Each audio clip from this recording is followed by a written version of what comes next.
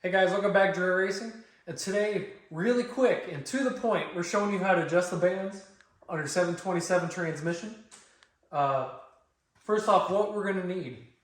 You're going to need an inch-pound torque wrench, square drive, 5/16 socket.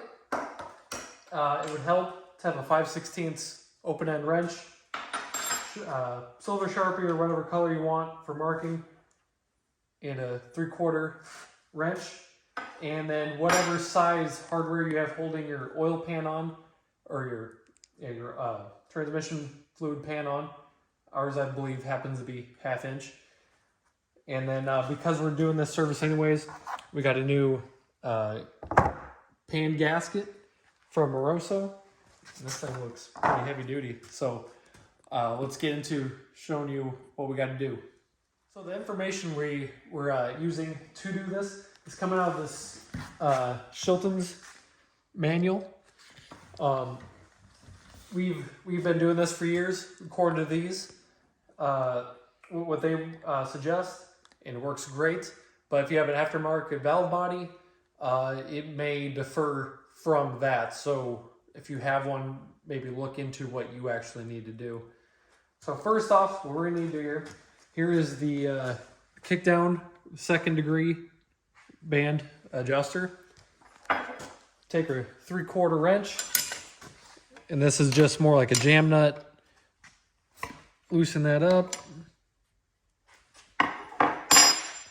Loosen out quite a ways. And then what you're gonna want to do is, try to take that out more, spin this in all the way. And then this is where you're going to want your torque wrench set for 72 inch-pounds and tighten it down. This is more just getting more of an adjustment so you know it's tight and a good reference starting point. All right, there it is. Now we're going to take our Sharpie and make a mark. So make a mark probably right at the top there, and have a reference point of right there. So now at this point, we're going to want to back it off 2.5 turns. So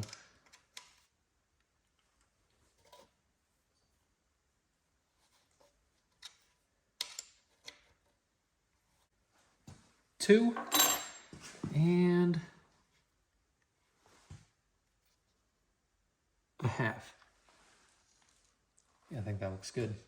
So then you run your jam nut back in. Make sure it's still in place.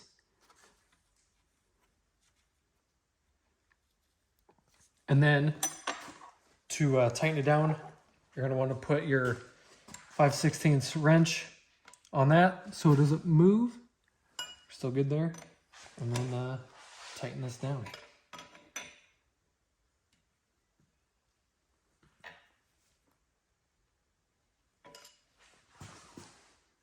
All right, looks good. Let's flip this transmission over and we'll show you how to do the first and reverse band. All right, just real quick as I'm taking these off. Normally, you wouldn't turn these upside down or on their side because, you know, dirt and everything from that would be settled in here, you know, would go into the transmission.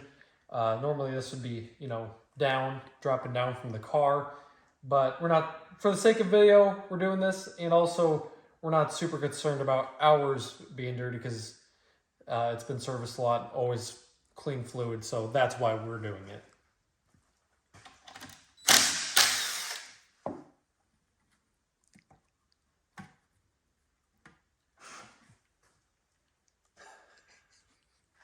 Nice.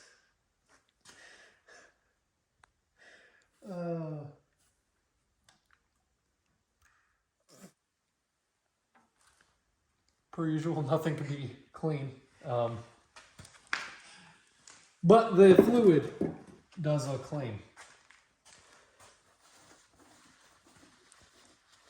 All right, hindsight should tell you, this is a very messy job. Plan accordingly, have plenty of kitty litter available because we have a little mess on our hands, but before we get into this, just when you're putting it back together, don't over torque your bolts because you will rip your gasket. If you have a magnet, be sure to wipe it off, clean it, and change your filter before you put it all back together. So right here is your first and reverse band. All right, you take your 11/16 wrench, loosen the nut up like you did before, back it up quite a ways, and then we're gonna turn it in.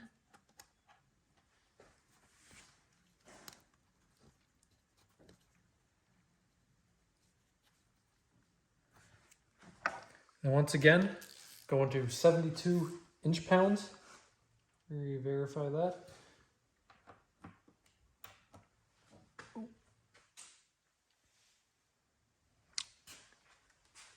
Well, that's a problem. Oh.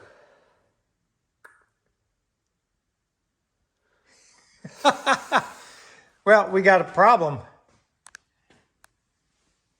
The nut busted off. We'll get back to you. No, you know where we got one? Spare transmission right over here. We'll get back to you on this. All right, luckily we had that junk 727 laying around because just pulled the part out, screwing it in. So now we'll show you what you need to do. So once again, we talked about screw this all the way in, and then you're going to tighten it down to 72 inch-pounds.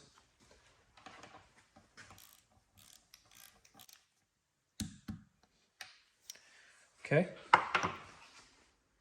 Now we're going to mark it. Trying to find a good reference here. This is pretty much pointing straight to top.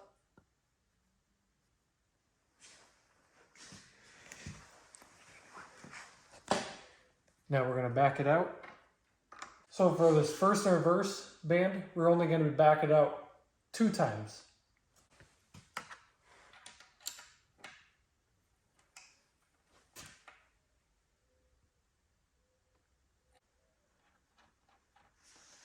Two. I'm going to set this one back. Like I said before, this one is an 11/16. It is a little tougher to get this in there with kind of everything right in the way. And you don't want to everything move.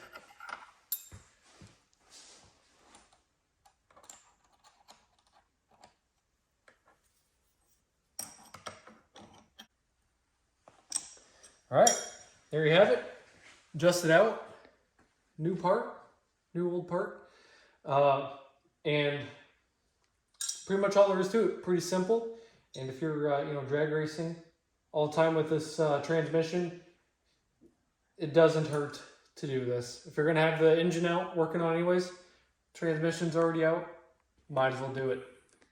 So yeah, there you have it, guys. Quick, simple, only takes a little bit of time if nothing breaks on you. But upcoming on our race schedule this next weekend, or actually in a couple days from now, we're going to be going to Cedar Falls Motorsports Park for their first test tune of the year. We're going to take them to Fiesta ST, do some shakedown passes really, because the following weekend we're going to Odessa, Missouri to Flying H Dragway for Streetcar Takeover Kansas. Beautiful facility there. We've been there with ET Finals. And at Streetcar Takeover with the Fiesta, we're going to be running the 12.0 index class, and we're going to try our hand at some roll racing, which I believe is divided up into 4 categories depending on the mile an hour you're running the qualifiers. So some pretty big stuff coming up, and then a very few short weeks, not enough time from now, we have 6 Summer, which we are planning on taking the Duster, but as you can see, nothing is put back in. But I feel like there's been people in a bigger crunch of time, so I think we're good. And then we're also taking the Dodge Challenger, which we showed you guys a couple videos of, getting that ready to go. So hopefully you guys enjoyed this video. Hopefully you learned something. Down in the comments, which transmission fluid do you run in your 727 and why? We run ATF4. So write down in the comments. Tell us what you think. Tell us what you run. Like, subscribe. We'll see you in the next one.